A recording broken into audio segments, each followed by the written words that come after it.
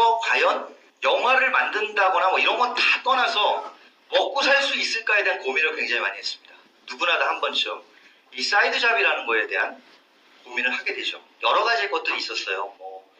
집사람은 이렇게 좀 옷가게 같은 데서 좀 점장으로 일도 해보고 해서 옷가게를 우리가 하나 해볼까? 혹은 저는 그 당시 유행이었던 무슨 오뎅바 같은 걸 하나 해볼까? 남들이 다 하는 닭집을 해볼까? 기타 등등의 고민들을 하고 있었습니다. 사실 그런 고민을 많이들 하시죠. 많이들 하는데 선뜻 하지를 못해요. 왜냐하면 무서우니까. 뭔가를 하려면 첫 번째 뭐가 필요하죠? 자본, 그죠? 두 번째, 아이템. 그 다음에 세 번째, 기술이 있어야죠. 뭘 해도 기술이 있어야 됩니다. 대충 요렇게만 할게요. 요것만 있으면 괜찮은데 보통 프랜차이저를 하든 뭘 하든 간에 그 회사에 가서 직접 이 기술을 배우죠. 교육을 받습니다. 어느 정도 교육을 받죠? 한 달에서 3개월 정도. 그리고 이거를 시작하는 사람은 근거 없는 확신을 갖습니다. 분명히 성공한대요. 근데 KDI라고 한국개발연구원이라는 곳의 통계 자료를 보면 다 아시죠? 그 프랜차이저 1위부터 쭉 꼴등까지 나와 있죠. 성공 확률에 대해서. 1위가 뭐죠? 맥도날드입니다. 자본금 얼마 필요합니까? 30억. 성공 확률 90% 이상이 돼요. 거의 맨 밑에 가보면 김밥 천국이 있죠. 자본금 1억 5천. 성공 확률 5%. 근데 재밌는 거는 이건 순위고 의미가 별로 없어요. 문제는 90% 이상의 대다수들이 자영업을 이 부분에 머물러 있다는 겁니다. 이 부분에. 제 친구들도 다 고만고만한 자본 갖고 시작해요. 삼성그룹의 이병철 회장이 얼마를 가지고 삼성을 시작했을까요? 30년대 당시 돈 3억을 가지고 시작했습니다. 자본 싸움이었어요. 자본주의이기 때문에. 대부분 다 고만고만한 사람들이 이걸 갖고 시작해서 성공 확률도 이렇고 이런 사이트를 아예 보지도 않고 이 사람들은 누구한테 물어보죠? 이거 비슷한 사람들한테 물어보죠? 근데 비슷한 사람한테 물어보는데 실패한 사람한테 물어볼까요? 성공한 사람한테 물어볼까요? 성공한 사람이 별로 없는데 실패한 사람이고 성공한 사람이고 어쨌든 간에 보통은 본사 가서 물어봅니다. 본사 가서. 그 본사에서 그거 안 돼요. 그거 5% 미만이고 하지 마세요. 이렇게 얘기합니까? 당연히 잘 된다고 얘기를 하죠. 제가 볼 땐 비슷한데 자본금도 안 들고 아이템도 필요 없고 그리고 기술도 별로 필요 없는데 근데 아메이는 꼭 실패한 사람한테 물어본다는 이거 정말 이거 무슨 법칙인지 모르겠어요. 이런 아메이 법칙 같은 게 분명히 있는 것 같아요. 자, 그래서 제 친구들 하나같이 확신했던 미래를 걱정했던 그 친구들은 다 하나같이 다 적었습니다. 그래서 막 고민을 하고 있는 차에 스폰서가 찾아옵니다. 아메이 누구에게나 여러 번의 기회가 옵니다. 저한테 첫 번째 왔던 사람은 제 친구였어요. 대학 동기인데 와서 카탈로그를 펼쳐보고 아메이 사업 설명은 하나도 안 하고 제품만 이렇게 보여주길래 제가 XX를 2개를 했습니다. 그리고 그 친구는 했던 것은 저희 와이프한테 편지를 하나 썼습니다. 이 사업에 대해서 편지를 썼겠죠. 근데 집사람은 뜬금없는 편지에 그냥 읽어보고 접었겠죠. 평소에 이게 왕래가 있던 사람이 아니니까.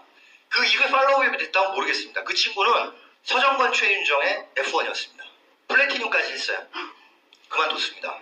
그만둔 이유는 아메이가 싫어서 지금도 한 달에 한 50만 원 정도 수입은 계속 들어온대요.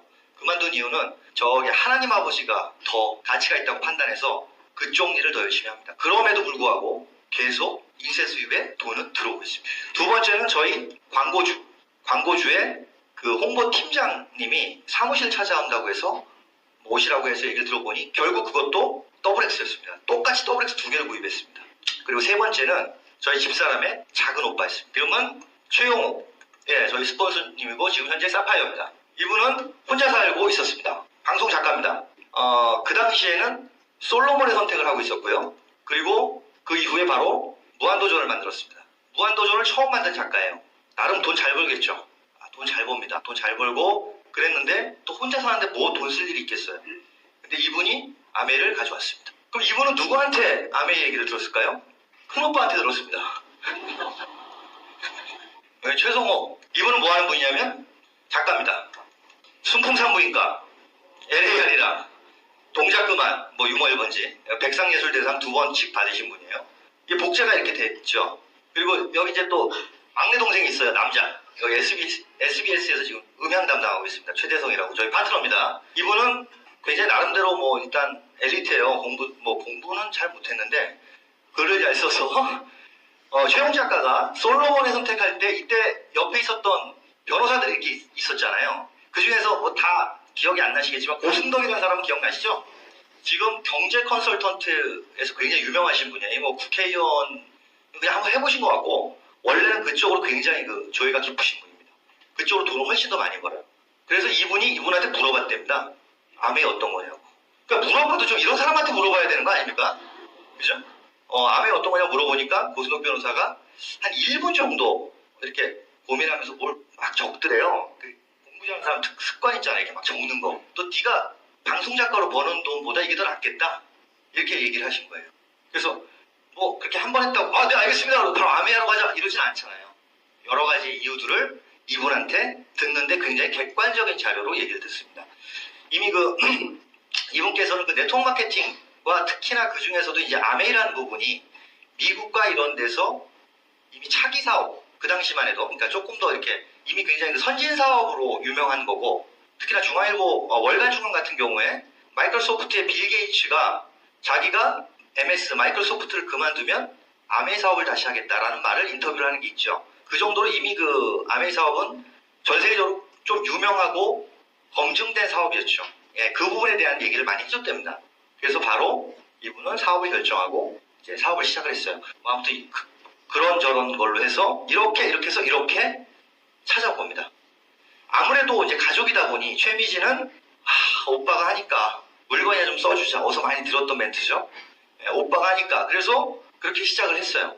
이렇게 시작을 했는데 어느 날부터 미팅이라는 걸 가야 된다는 거야. 그래서 아니 뭐 알아서 해 이랬는데 남자들한테 압박이 오죠.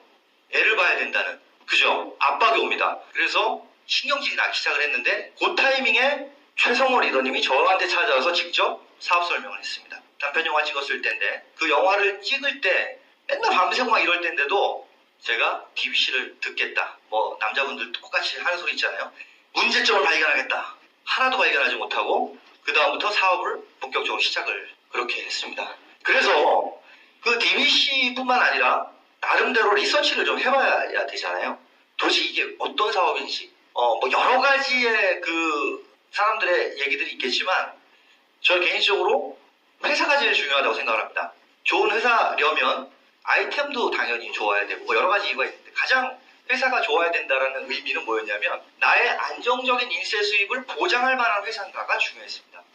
왜냐하면 세상에 너무 수많은 네트워크 마케팅이라고 표방해서 나타난 회사들이 너무도 쉽게 소멸되고 없어지고 하는 것들이 그 공정거래위원회에 들어가면 다 나와 있거든요. 그런 대로 저는 리서치를 한 거예요. 그런 걸 보면서 아메가 얼마나 단단한 회사인가 라는 부분에 주목을 했습니다. 일단은 50년 된 회사다. 이건 뭐 제가 할 때는 50년 조금 안 됐을 텐데 이 부분이 굉장히 주목했어요. 50년? 어떤 회사가 50년? 삼성도 50년이 안 됐는데 그래서 보니 개발적으로 아메가 이런 회사더라라는 게 나와 있더라고요. 뭐 다 아시겠지만 59년에 설립이 됐고 93개 지역 미 국가 이것도 뭐 굉장히 그 다음에 14,000명 직원. 자 여기 연구소라는 부분이 나와 있는데 여기 우리가 쉽게 세계 10위권의 연구소 굉장히 쉽게 얘기를 하죠. 1위가 나사죠. 이 10위권이라는 게 대단한 삼성의 연구소 하나도 안 들어가 있어요. 이 세계 10위권 삼성 좋은 회사입니다. 그럼에도 불구하고 그 회사도 못 들어간 연구소가 어떻게 10위권에 들어갔을까? 민간 연구소의 세계 1위. 그리고 575 연구진, 뭐 국회 특허가 뭐 굉장히 많고 그 다음에 중요한 것은 제품을 직접 만든다. 어디서 만들죠? 이 뒤에 배경화면 보이시죠? 사진 연하게 1마일에 가까운 저 공장 라인에서 직접 제품을 만든다라는 부분에 제가 주목을 했습니다. 제품을 직접 만드는 네트워크 마케팅 회사는 제가 알기에는 없습니다. 거의. 제품을 자기네들이 만든다는 것은 그 아이템에 대해서 책임을 진다는 얘기죠. 그래서 첫 번째 가장 세계에서 많이 팔리는 이 뉴트라이트를 만들고 있는데 이 최성호 작가가 저희 스폰서님이죠. 온라인 스폰서님. 이분이 정확히 직장암 3기였습니다. 그래서 국립암센터를 가서 보름 후에 수술 날짜를 잡아놨어요. 근데 이때 최미진 리더가 저희 집사람이자 최성호의 여동생이죠. 박성호 박사의 그 분자교정 강의를 듣고 그냥 뭐 15일 후에 수술 받는 거 당연하다고 생각하면서 당시 아세로라시 100정짜리 나왔습니다. 아시죠? 300정짜리가 없었어요. 그거를 7통을 사다가 줍니다. 그리고 그 강의를 동시에 들었던 우리 형제 파트너들이 2통씩을 다 사서 이렇게 리본에 묶어가지고 그 기원하는 마음으로 들여가지고 한 60통이 됐어요. 이게 팀워크예요, 이런 게. 근데 재밌는 거는 그거를 매일 한 통씩 먹었습니다. 매일 백정식, 어차피 식품이고 뭐 어차피 체리인데 뭐 해가지고 또 박성호 박사가 그렇게 또 얘기한 것도 있고 하니까 뭐 손해날 건 없다 그래서 먹자 그랬는데 이게 직장입니다. 이 엉덩이고 직장인데 이게 좀 웃기진 않았어요. 사실은 이때는 이게 한 10cm에서 15cm 사이 정도 됩니다. 이 끝부분이죠. 항문에 나오는 여기에 혹이 이렇게 났었어요. 양쪽으로 혹이 이렇게 났었는데 그러니까 변이 종이처럼 납작하게 나왔습니다. 이렇게. 얼마나 고통스럽겠어요. 근데 그 백정식을 먹고 3일 후에 변이 묽어졌습니다. 묽어지면서 약간 형태가 이렇게 비슷하게 나오기 시작을 했대요. 별로 고통스럽지가 않았나 봐요. 그리고 일주일 있다가 수술 날짜 받으러 간 거죠. 항암제를 복용을 하면서 방사능 치료도 받으면서 이제 수술 날짜 확정한다고 국립암센터에 가서 다시 정밀 진단을 받는데 의사가 어쩌면 수술을 안 해도 될지 모르겠습니다. 이렇게 얘기를 한 거예요. 그러고 나서 또 3일 있다가 갔더니 없어졌습니다. 이게 완치는 당연히 아니었어요. 그냥 혹이 없어졌습니다. 의사가 이렇게 얘기한 거예요. 그래서 최성호 리더님은 바로 항암제 50만원어치 2달치 산 거를 가서 반품을 했습니다. 그래서 반품하고 그리고 나서 그 형제 파트너들이 준 모든 아세로라시를 먹고 정확히 3개월 후에 완치 판정을 받습니다. 완치 판정을 받고 일주일 후에 GP로 무대에 올라갑니다. 이거는 진짜 감동의 도가니였죠. 저희는 최미진 리더와 저는 지금도 그런 얘기를 합니다. 우리가 아메를 중간에 포기를 했어도 최성호 리더의 생명 하나 건진 거 가지고 우리는 모든 가치를 다 받아냈다. 가족 중에 아픈 사람이 있으면 얼마나 괴로운지 아시죠? 그러한 사건들이 일련의 사건들이 있어서 전 뉴트라이트는 사실 그닥 설명드릴 게 별로 없습니다. 뭐 비타민 B군이 어떻고 그 다음에 뭐 이스트비가 어떻고 그 다음에 프로틴이 어떻고